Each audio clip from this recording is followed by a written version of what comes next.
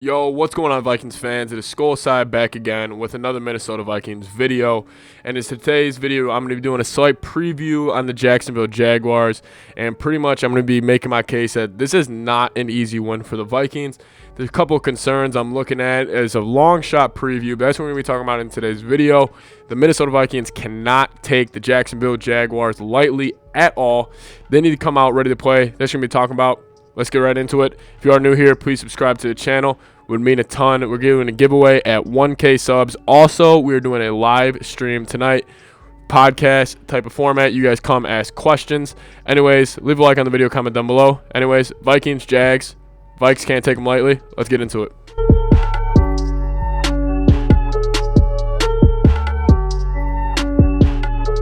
Okay, so obviously if you are looking at the Jacksonville Jaguars, you're going to see that 1-10 record, and they have frankly lost 10 games in a row. So you're looking at them as pretty much an easy win, pretty much on the level of the Jets.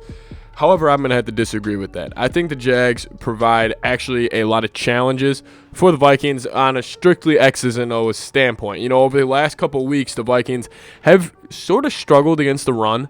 You know, Dallas was able to move the ball, and then Carolina was able to move the ball. And honestly, I was pretty confident in our run defense, mainly because of Eric Kendricks, and I felt like the D-line was developing really well. However, the Jacksonville Jaguars do have James Robinson, and not many of you guys know about James Robinson, but he has around 900 yards on the season on the ground and 194 carries, about 4.6 yards per carry and 6 touchdowns.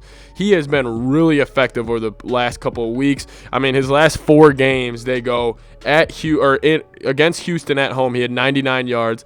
Against Green Bay at Green Bay, he had 109. Versus Pittsburgh, he had 73. And against Cleveland, he had 128 yards. So he's been really picking it up lately. And he's just somebody I think the Vikings really need to watch out for.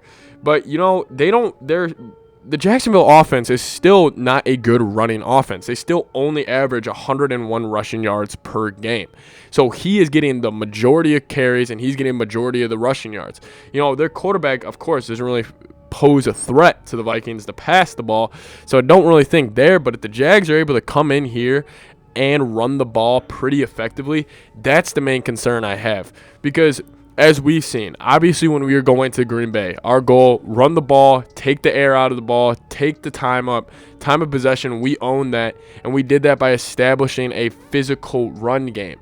And if I'm the Jags coach and I'm looking towards this game and I want to win this game, I think they want to win this game. Who knows with the Jags, though? I'm going in there and I got the mindset we are running this ball down the Vikings' throat.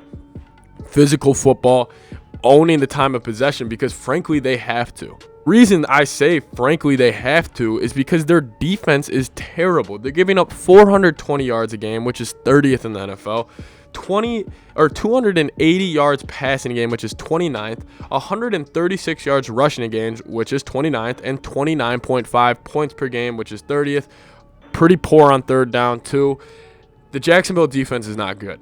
And the Vikings, if they get their full group back, even if their full group's not back, even if Thielen, Ezra, and Irv are all out again, the Vikings will be able to put up points. Now, on paper, the Vikings should win this game around 31-17, and this should not even really be a game. However, the fact that a team can run the ball on the Vikings scares me. I want 8 in the box every time. I do not care. They're not going to be able to run the ball. They should not eclipse more than 3.5 yards per carry, and that's why I'm stressing to the Vikings, you cannot take this game lightly. You are 9-point favorites only, and I say only because the Packers were 14.5-point favorites against the Jags at home, and honestly, the Jags the past few weeks, they've kept it close with many teams. I mean, if you're looking at their schedule, for example, last week they lost to the Browns by 2 points. The week before that, they lost to the Steelers. They got blown out 27-3, but that's the Steelers. And then the Packers, they kept it close. 24-10 they lost. Texans, they kept it close. They lost 27-25. They have – listen, if the Vikings do what they do, this game shouldn't be a problem.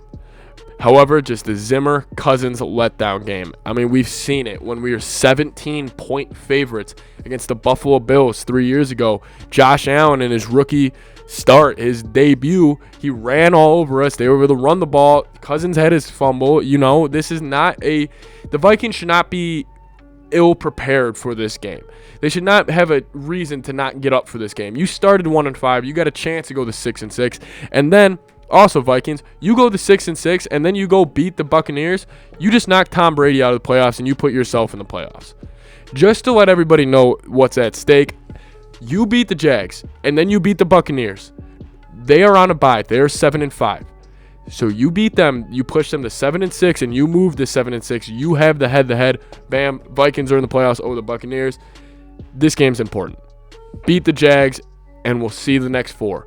Get to 6-6, and then you got a 4-game season to get in the playoffs, and that's what I want the Vikings to do.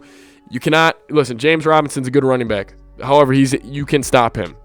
That's what I'm trying to say. You cannot let him beat us. Let their quarterback, Jake Luton or whatever his name is, or if he's even the one starting anymore, let the quarterback in the passing game of the Jaguars beat you. Have faith in your offense that they'll be able to produce points. You just can't let the Jags run the ball and dominate the time of possession. Anyways, Vikings, don't take the Jags lightly because they have a really good running game, and that always on the road can change the outcome of game. That's a Gary Kubiak special. Go on the road and you run that ball. Anyways, if you guys are new here, please subscribe to the channel. Do this every day. Minnesota Vikings Daily Takes. Leave a like on the video. Comment down below. Skol side. See you guys later. Peace.